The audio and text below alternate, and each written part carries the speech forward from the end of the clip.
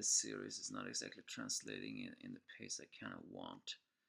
Although, but this is the Fire Brigade of Flames, chapter 83, where Shinra finally, and I am the angry and fan of despair viewer, Shinra finally managed to punch Sho after a long while, as Sho wonders if he has entered his world.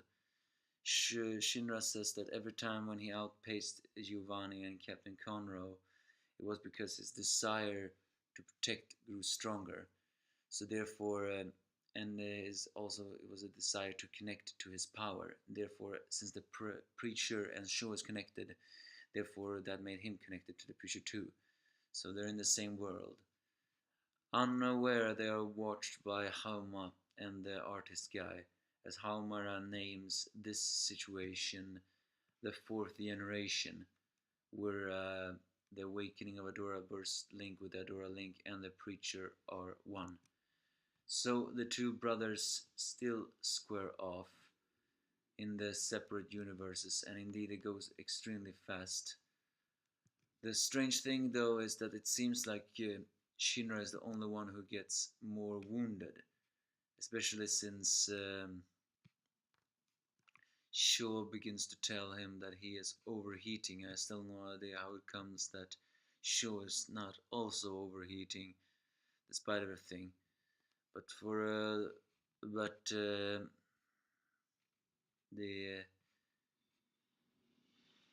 Shinra sees this as playing tag, while Sho, of course, sees this as something deadly serious. Sho still denies being, still does not want to acknowledge Shinra as a brother, especially since he appeared out of nowhere. But I wonder. Shinra begins to collapse as he is close, as I said before, to overheating. Sho believes this is his victory, as he will take him to the preacher. But then Licht warns Shinra to stop fighting in his overheat state, because to enter the Sho separate universes, he is basically disassembling himself and reassembling. Licht describes that as use your fire ability to reach the speed of light to stop time. One effect is that your body breaks down into particles, and if you pass the speed of light, you can travel in time, and so you regain your body once more. But if you enter overheat when you use that skill, you won't be able to return to your full body. However, Shinra, hearing that, smiles once again, but this time it's not his usual smirk. It's a reveal that when he usually have a smirk like that, it's because he's fearful. But this is a different. This is almost like a little bit what is the word? Hungry smile than before.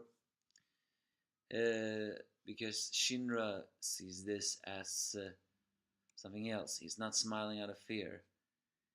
He's just happy that it gets to play with his little brother. As he still activates the flames, for the first time ever, Sho gets a memory flash inside of his head, which with a young Shinra and Sho, although he doesn't understand why he got it, hinting that the preacher has somewhat brainwashed him. So Shinra prepares to do one more attack, and even if he is going to die, he will do it, because according to him he will not die until he has saved his brother from everything else. So next week, no, not next week. Next chapters may be finally the conclusion to this annoying situation and this despair. The question is, will Shinra finally reach Sho's heart? Some minor hints that he is starting to, although I'm still wondering who is who. I have a feeling that Haumea is actually more important than we think, even though she also has the Adora burst. I'm beginning to wonder if she's something else too. Who knows? You give me your thoughts if you have any.